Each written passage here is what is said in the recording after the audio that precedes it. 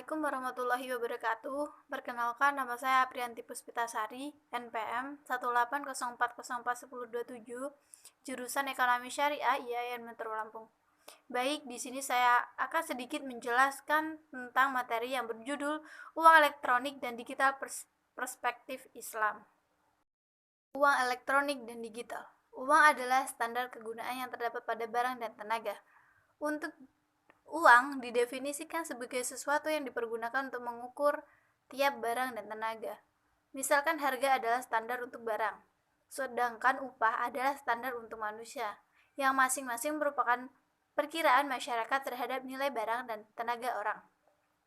Perkiraan nilai-nilai barang dan jasa di negeri ini manapun dinyatakan dengan satuan-satuan.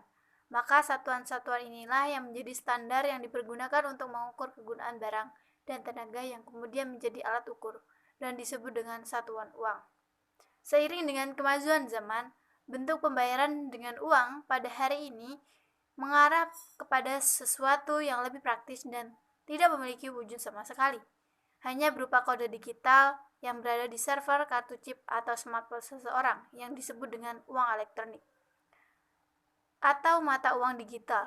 Menurut jenisnya, pembayaran digital terdiri dari dua macam, yaitu yang pertama, uang elektronik atau digital yang sering digunakan pada aplikasi-aplikasi berbasis komputer maupun smartphone seperti Telkomsel Cash, Paytron, Indosat Dompetku, dan beberapa alat pembayaran digital lainnya. Jenis virtual currency ini bersifat terrealisasi, diatur dan dikelola oleh suatu lembaga maupun perusahaan. Yang kedua, virtual currency yang menggunakan teknologi kriptografi yang bisa dikenal dengan sebutan cryptocurrency, di mana untuk setiap transaksi data akan dilakukan penyandian menggunakan algoritma kriptografi tertentu. Uang elektronik adalah uang yang dipergunakan dalam transaksi melewati jejaring internet secara elektronik dan sistem penyimpanan harga digital. Dalam uang elektronik terdapat nilai tersimpan atau terbayar, di mana terdapat nilai uang yang disimpan dalam usaha media elektronik yang berbasis chip atau server. Nilai uang yang terdapat pada uang elektronik akan secara otomatis berkurang pada saat pengguna melakukan pembayaran. Uang elektronik digunakan untuk berbagai macam jenis pembayaran, sehingga berbeda dengan instrumen single purpose seperti yang terdapat pada kartu telepon. Pemerintah melalui Bank Indonesia telah menyempurnakan aturan uang elektronik melalui perubahan payung hukum dari PBI nomor 1112 PBI 2009 menjadi PBI nomor 168 PBI 2014. Dalam peraturan Bank Indonesia nomor 168 PBI 2014 pada pasal 1 ayat 3 dan 4 menyebutkan bahwa uang elektronik adalah alat pembayaran yang memenuhi unsur-unsur sebagai berikut. A. Diterbitkan atas dasar nilai uang yang disetor terlebih dahulu kepada penerbit. B. Nilai uang disimpan secara elektronik dalam suatu media server atau chip.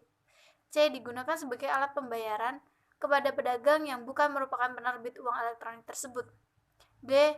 Nilai uang elektronik yang dikelola oleh penerbit bukan merupakan simpanan sebagaimana dimaksud dalam undang-undang yang mengatur mengenai perbankan. D. Manfaat uang elektronik. Uang elektronik muncul sebagai jawaban atas kebutuhan terhadap instrumen pembayaran secara cepat dengan biaya relatif murah. Waktu yang diperlukan untuk menyelesaikan suatu transaksi dengan e-money jauh lebih singkat dibandingkan dengan kartu kredit, juga mengembangkan perdagangan dan perekonomian nasional dalam rangka meningkatkan kesejahteraan rakyat.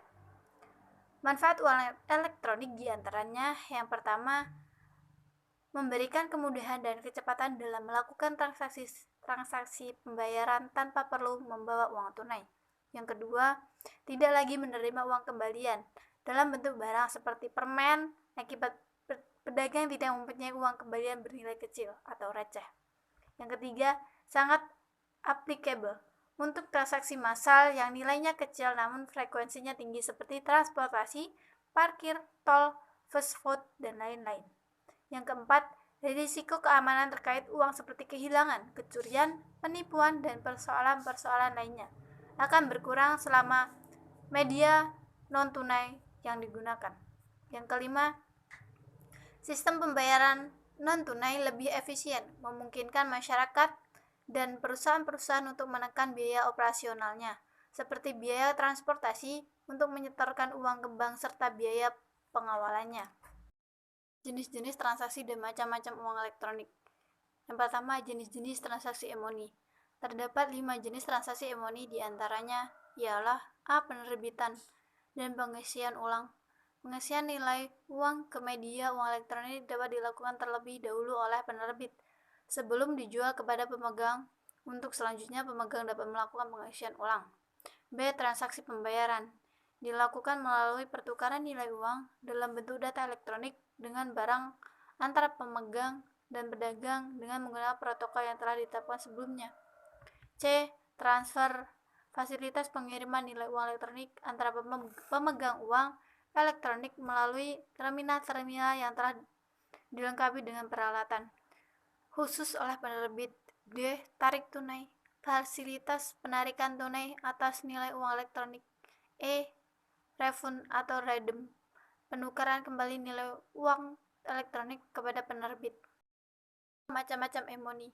A. Berdasarkan media penyimpanan. Saat ini uang elektronik dibedakan atas 2 jenis. Yang pertama, uang elektronik yang nilai uang elektroniknya selain dicatat pada media elektronik yang dikelola oleh penerbit juga dicatat pada media elektronik yang dikelola oleh pemegang. Media elektronik yang dikelola oleh pemegang dapat berupa chip yang tersimpan pada kartu, stiker, atau hard disk yang terdapat pada personal komputer milik pemegang. Yang kedua, uang elektronik yang nilai uang elektroniknya hanya dicatat pada media elektronik yang dikelola oleh penerbit. Dalam hal ini, pemegang diberi hak akses oleh penerbit terhadap penggunaan nilai uang elektronik tersebut. B. Berdasarkan masa berlaku medianya. Uang elektronik dibedakan ke dalam 2 bentuk diantaranya. Yang pertama, reloadable. Uang elektronik dengan bentuk reloadable adalah uang elektronik yang dapat dilakukan pengisian ulang. Dengan kata lain, apabila masa berlakunya sudah habis dan atau nilai uang elektroniknya sudah habis terpakai, maka media uang elektronik tersebut dapat digunakan kembali untuk dilakukan pengisian ulang. Kedua, disposable. Uang elektronik dengan bentuk disposable adalah uang elektronik yang tidak dapat diisi ulang apabila masa berlakunya sudah habis dan atau nilai uang elektroniknya sudah habis terpakai, maka media uang elektronik tersebut tidak dapat digunakan kembali untuk dilakukan pengisian ulang. C. Berdasarkan jangkauan penggunaannya, uang elektronik dibedakan menjadi 2 diantaranya. Pertama, single purpose. Single purpose adalah uang elektronik yang digunakan untuk melakukan pembayaran atas kewajiban yang timbul dari satu jenis transaksi ekonomi. Misalnya uang elektronik yang hanya dapat digunakan untuk pembayaran tol, atau uang elektronik yang hanya dapat digunakan untuk membayar transportasi umum. Kedua, multipurpose adalah uang elektronik yang digunakan untuk melakukan berbagai pembayaran atas kewajiban pemegang kartu terhadap berbagai hal yang dilakukannya. Contohnya yaitu suatu uang elektronik yang dapat digunakan dalam beberapa jenis transaksi seperti penggunaan uang elektronik untuk pembayaran tol, dapat juga digunakan untuk pembayaran telepon, jasa transportasi, pembayaran pada minimarket, dan lain-lain cukup menggunakan satu kartu. D. Berdasarkan pencatatan data identitas pemegang uang elektronik dapat dibedakan menjadi 2 jenis, yaitu pertama, uang elektronik yang ada identitas pemegangnya terdaftar dan tercatat pada penerbit. Yang kedua, uang elektronik yang ada identitas pemegangnya tidak terdaftar dan tidak tercatat pada penerbit. Konsep uang elektronik dalam perspektif Islam.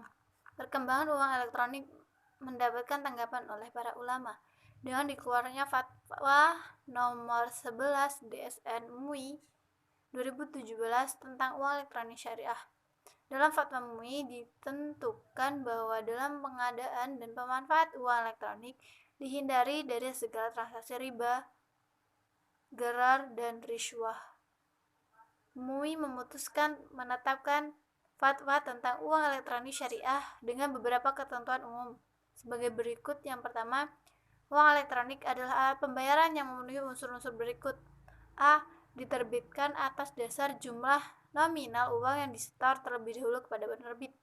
B. Jumlah nominal uang disimpan secara elektronik dalam satu media yang terregistrasi. C. Jumlah nominal uang elektronik yang dikelola oleh penerbit merupakan simpanan sebagai dimaksud dalam undang-undang yang mengatur mengenai perbankan. D. Digunakan sebagai alat pembayaran kepada pedagang yang bukan merupakan penerbit uang elektronik tersebut. Kedua, uang elektronik syariah adalah uang elektronik yang sesuai dengan prinsip syariah. Ketiga, jumlah nominal uang elektronik adalah jumlah nominal uang yang disimpan secara elektronik yang dapat dipindahkan karena keperluan transaksi pembayaran dan atau transfer dana. Yang keempat, penerbit adalah bank atau lembaga selain bank yang menerbitkan uang elektronik. Pemegang uang elektronik adalah pihak yang menggunakan uang elektronik. Akad-akad pada uang elektronik. Prinsip syariah adalah prinsip hukum Islam dalam kegiatan muamalah, interaksi sesama manusia, yang mendorong kepada hal-hal kebaikan, ma'ruf, dan mencegah dari hal-hal yang buruk yang diharapkan oleh syariah mungkar. Sedangkan menurut UU nomor 21 tahun 2008 tentang perbankan syariah, prinsip syariah adalah prinsip hukum Islam dalam kegiatan perbankan berdasarkan fatwa yang dikeluarkan oleh lembaga yang memiliki kewenangan dalam penetapan fatwa di bidang syariah. Secara umum, prinsip syariah terbagi menjadi dua, yaitu prinsip syariah dalam hal bidang dan prinsip syariah dalam bidang muamalah, interaksi antar manusia. Terdapat beberapa akad yang berhubungan dengan mekanisme uang elektronik, diantaranya yang pertama, akad jual beli, yang kedua, akad wadiah, yang ketiga, akad syaraf, yang keempat, akad ijarah, yang kelima, akad wakalah, yang keenam, akad qurad. Hanya itu yang dapat saya sampaikan, kurang lebihnya saya mohon maaf. Saya akhiri. Wassalamualaikum warahmatullahi wabarakatuh.